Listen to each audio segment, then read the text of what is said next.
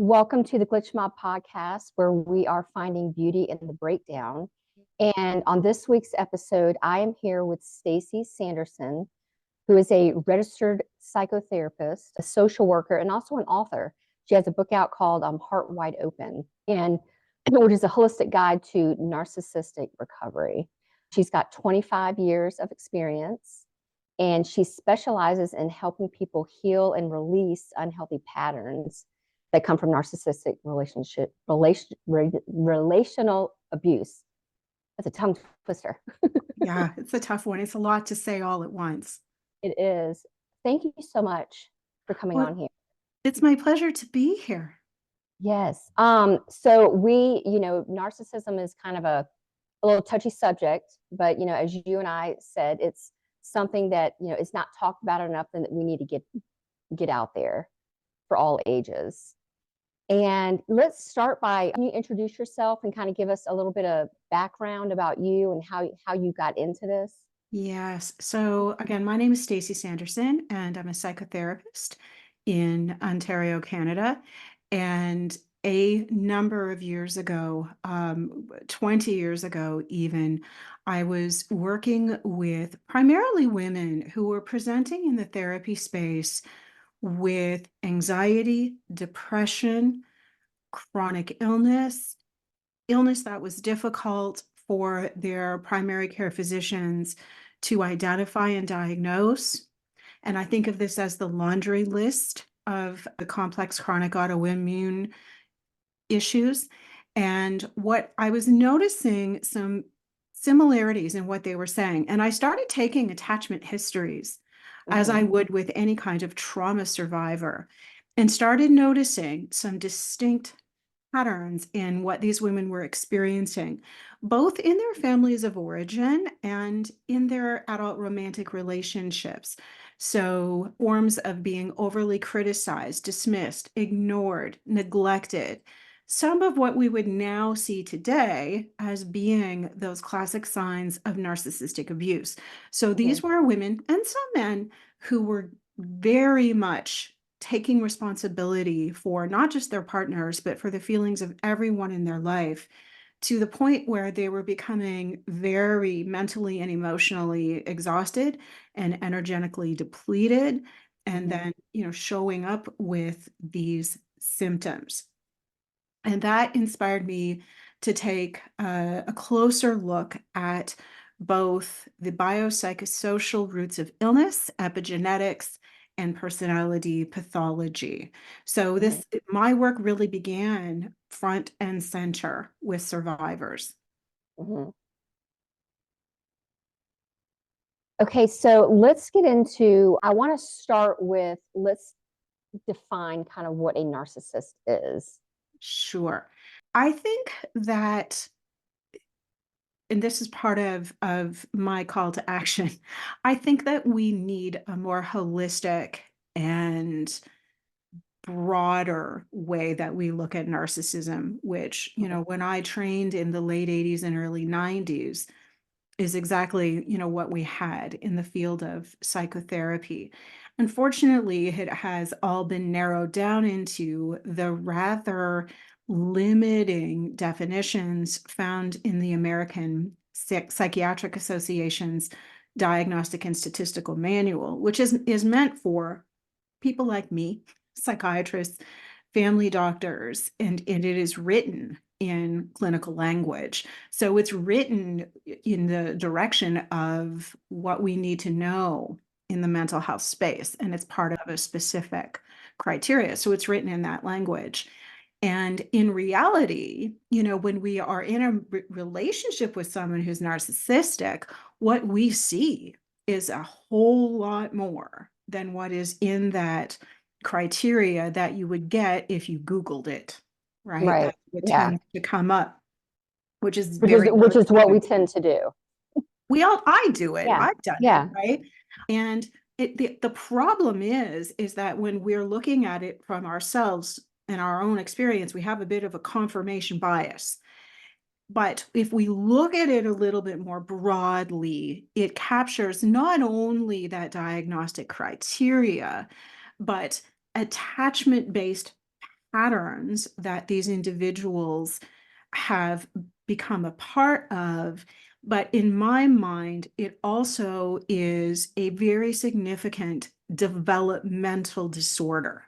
Hmm. So we have it in psychiatry and psychology. It lives in the category of a personality disorder, but in reality, I see it as more of a pervasive developmental disorder. It likely starts in childhood, and there are areas of the brain where empathy and self-awareness develop that are underdeveloped in people with narcissism.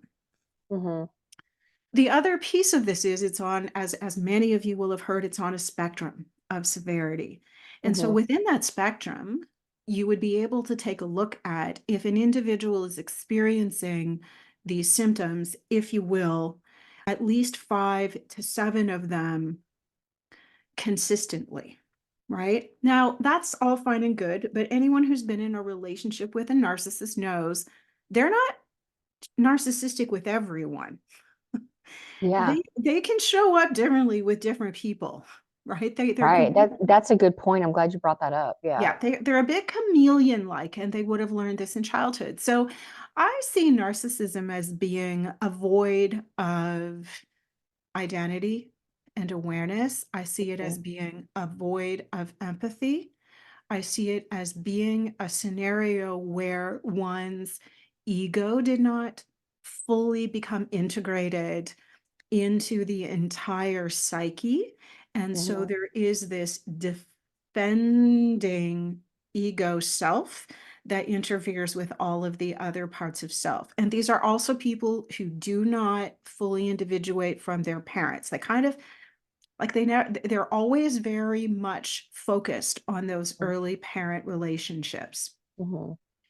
And so they also do not go through all of the typical stages of development. So if we're talking about Eric Erikson stages of development, they don't quite get through all of them. Mhm. Right. So I, for the most part, I think I'm in the stage of what is it, generativity versus stagnation when you're Uh-huh. they don't get to those stages, right? They remain very, very immature in a lot of ways. So the lack of empathy, lack of identity, the tendency toward confabulation, they make things up, in other words, the grandiosity and the unhealthy differentiation from other people are all that's all a bit of a more expanded way of understanding this, in addition to what you would see in the criteria. Right. And obviously they show these tendencies to the ones that they're closest to. Absolutely. Mhm. Absolutely. In fact, I would say the closer you are to the person who's narcissistic, the more you're likely to experience those traits, Right. right? Because they are always seeking this idealized love object or an idealized person to focus on, but Mhm. none of us can really play that role. Mhm. Right. So, as therapists, if we are working with someone who's narcissistic, we know that they're defending against anything that's going to help them to trust the process because nothing we say or do is ever going to be good enough. So, that is that void of identity that we see. Right. And it is a projection or what they experience themselves that gets pushed out onto other people. But for sure, the closer you are, the more likely you're going to be on the receiving end of the worst parts of themselves.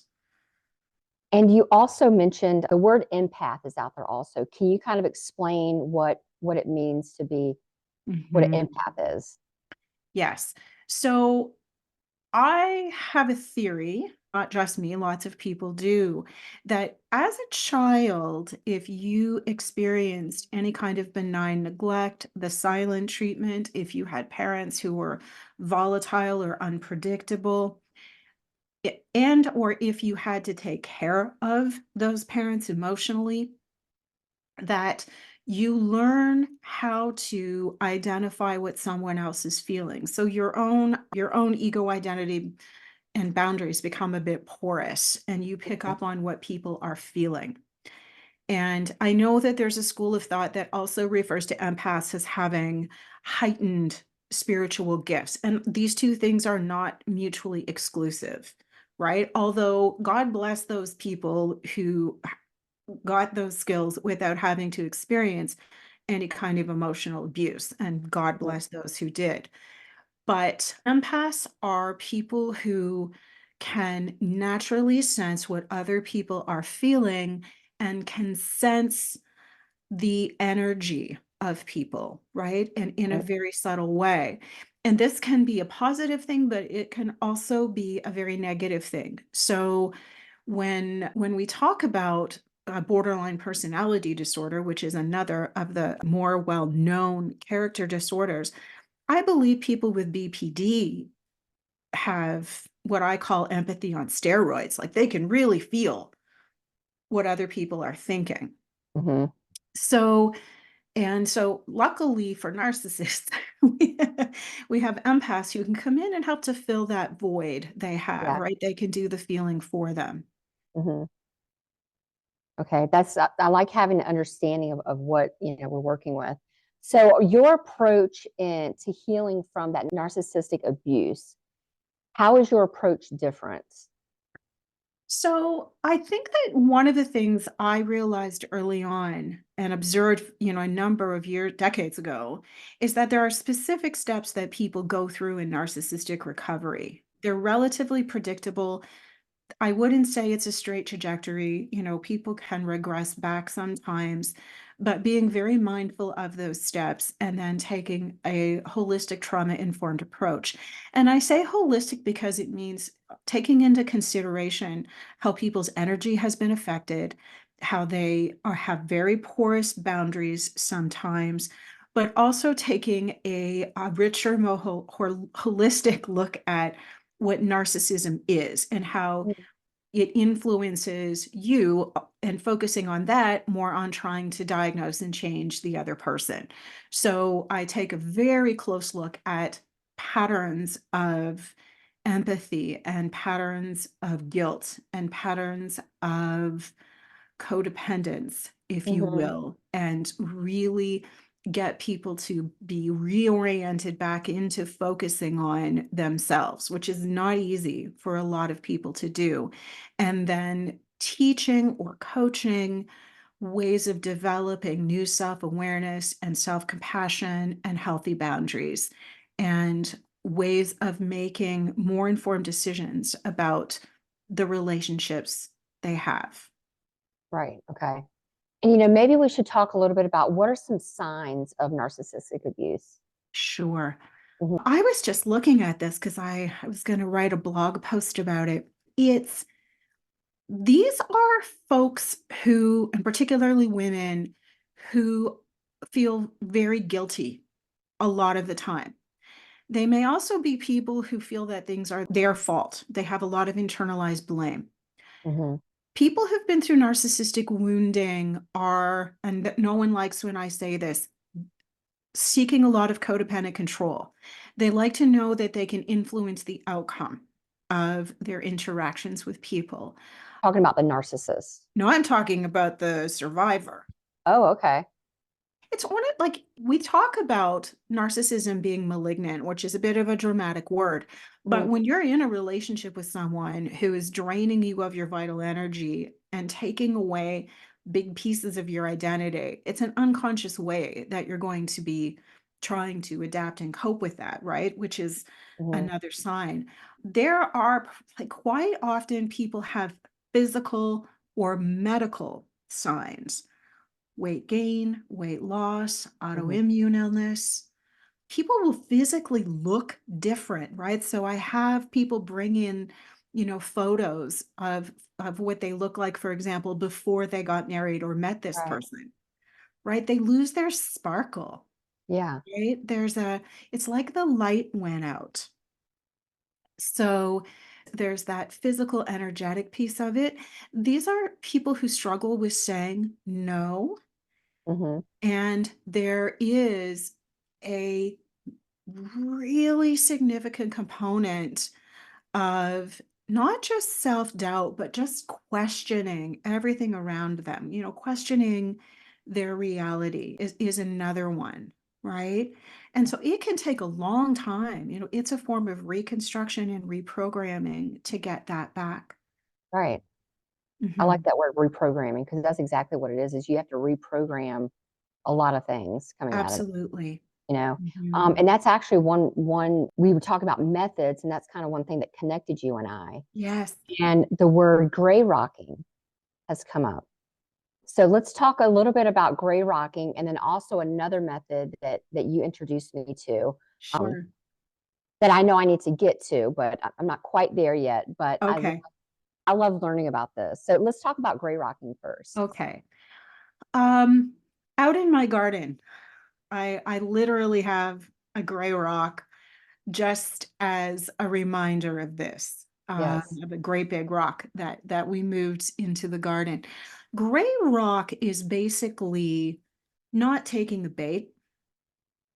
It is, I'm trying not to weave in my own definition as I say this, but it's how we try not to go into heightened reaction with Mhm. someone who's narcissistic or any toxic person really. So when you are in relationship or conversation or an interaction with someone who's narcissistic, they're highly, highly emotionally activated all the time. We Mhm. might not always see it, but they are on the edge all the time. Mhm. So you may look at them the wrong way or say the wrong thing, and you can feel them react, right? You can see it in their body language. Gray rock has a lot to do with taking care of your own energy and not reacting and getting pulled into conflict. The other part of gray rock is not giving narcissists information that they could potentially use against you later, right? So if you have a narcissistic, let's just say mother, if they're poking at you to get you to say things about what's going on in your married life, and I know this happens, Mhm. you're going to say, it's fine, it's good, thank you. So there's a way that you couch your responses to them. You're not giving them quite as much information. This is easier said than done because so many of them are so charming and can elicit information. But I used to work with someone who's highly narcissistic, and very quickly we all had to learn gray rock because anything that you said to her could and would be used against you. Right. Right. So in a way, Or trigger them. that's right. Mhm. Right. So they're very, for example, narcissists are easily triggered into jealousy, Yeah. right? So if you have a friend who's narcissistic, you may not share with them, I'm sorry, some of the good things happening in your life. So that's the essence of gray rock, right? So from a visual standpoint, it's like you're in that rock Mhm. and not quite going into a full engagement with them. Do you have if maybe a few more examples that we can kind of throw out there Sure. to help the understanding of that? Sure. If you sense that someone is toxic and argumentative, you want to stay in a place of peace and not go into conflict with them. Don't go into an ego battle with them, would be another example. And if you are, like, let's say, married to someone who's a really toxic person, if they're really dysregulated or, in quite a mood, a bad mood, agitated, irritated, you're going to want to really protect yourself and not engage. And I know I've seen some people refer to this in gray rock as well. Gray rock also sometimes gets used to describe like a civil relationship with someone who's narcissistic. So a civil disengaged relationship where you're not entirely shutting them out, but they're not entirely in your inner circle either. That's another example of gray rock. Now, do you find it difficult for a married couple to, for someone who's in a toxic relationship and you're married to gray rock? Yes. I mean, it just seems to me that if you're in a marriage, it would be hard. It would be hard to gray rock. It- it's hard to gray rock in a way that is obvious to the other person. I think that the gray rock has to be within you, Mhm. right? And we'll get into what I mean by that in a moment, but it's because it's going to get interpreted potentially as silent treatment, whereas Mhm. being passive aggressive. And most Right. of the ways that people use gray rock is quite frankly passive aggressive.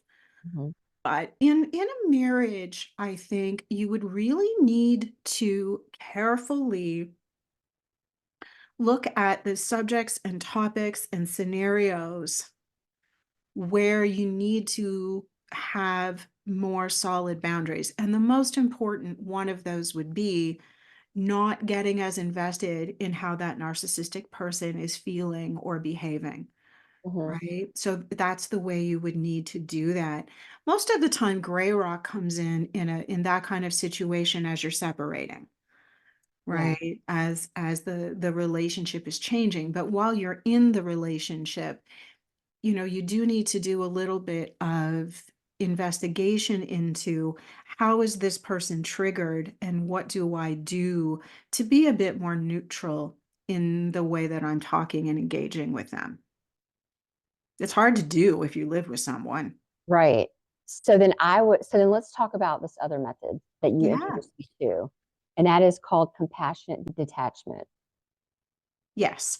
Mhm. So I was thinking about the term gray rock a number of years ago and trying to explain it to a client. We were sitting in my office.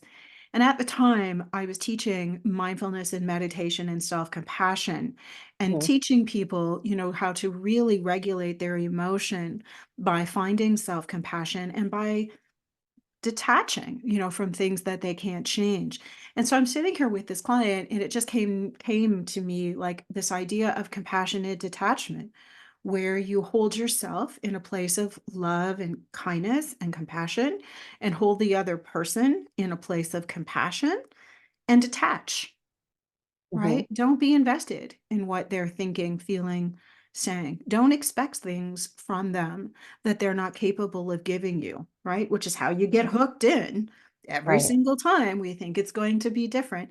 So, this Mhm. compassionate detachment is a more empowered way of creating an emotional and energetic boundary that doesn't mean you're dropping into the same low level vibrational ways of doing things that the toxic person is.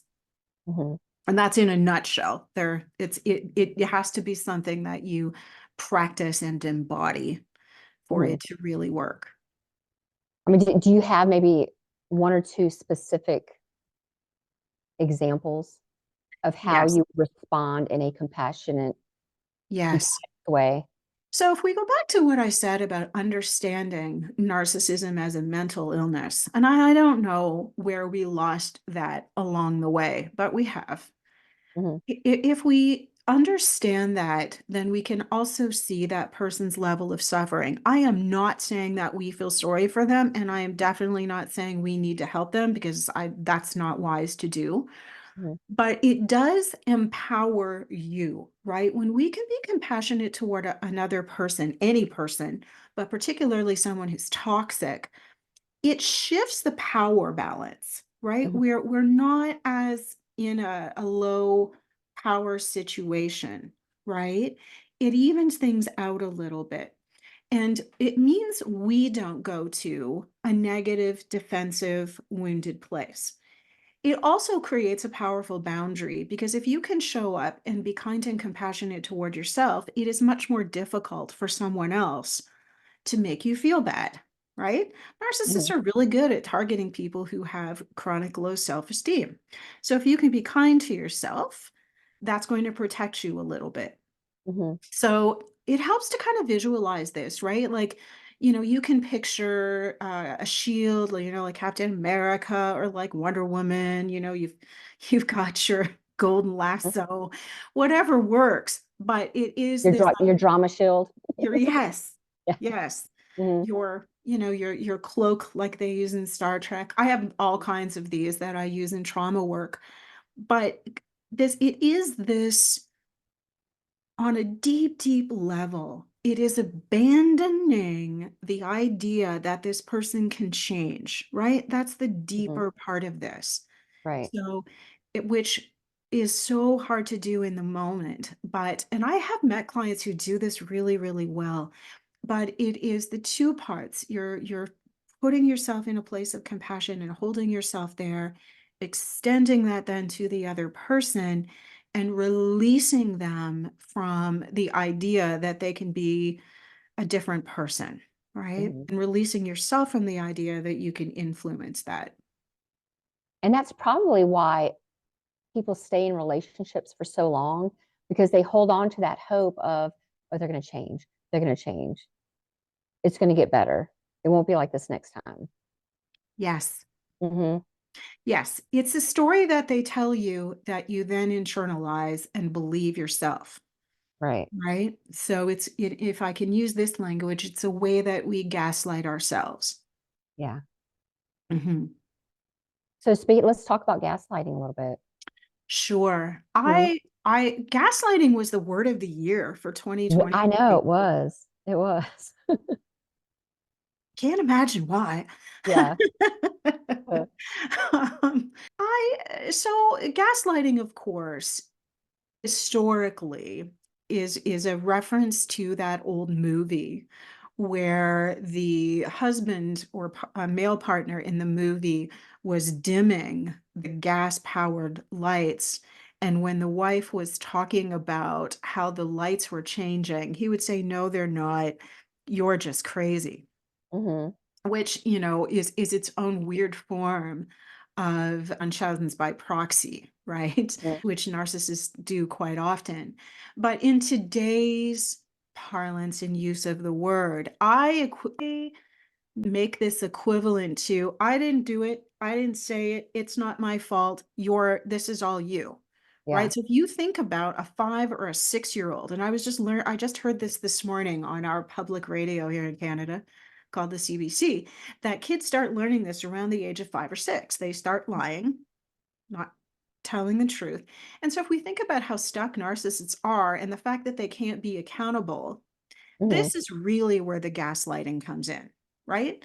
Where it is, and the other piece of it is oftentimes we think that they're avoiding something when in fact they genuinely don't remember. I think they live in such a delusional existence most of the time in their own little bubble that they don't even remember half the time the things Right. they've said and done. And, I've actually tested this theory with some of the narcissists in my own life and can confirm that, right? Yeah. Like being sort of pseudo-scientific. So gaslighting has two parts. I mean, it is a way of manipulating the other person, Mhm. a way that a narcissist manipulates the other person, but it's also just a really low vibrational, low level way that they try to get out of taking responsibility for what they've done. It's Mhm. not nearly as complicated as we make it out to be. Right. Mhm. And historically, most narcissists are gaslighters.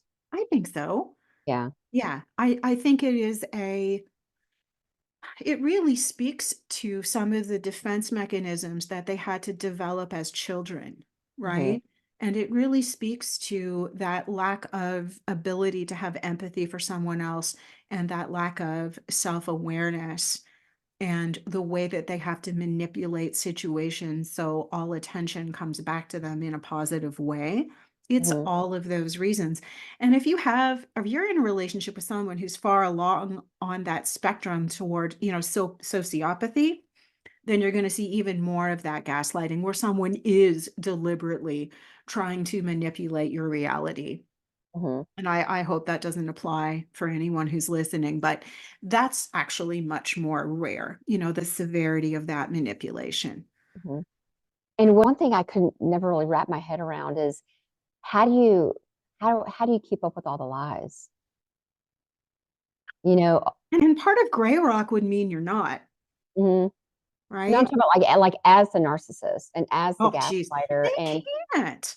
They can't. and I think a lot of Yeah. them are pathological liars as well. How do you keep up with all? So I say that they're confabulatory. And what that means is they distort the truth to suit their own purpose, right? Mhm. Sometimes they're pathological liars for sure, but more often than not, they're making things up.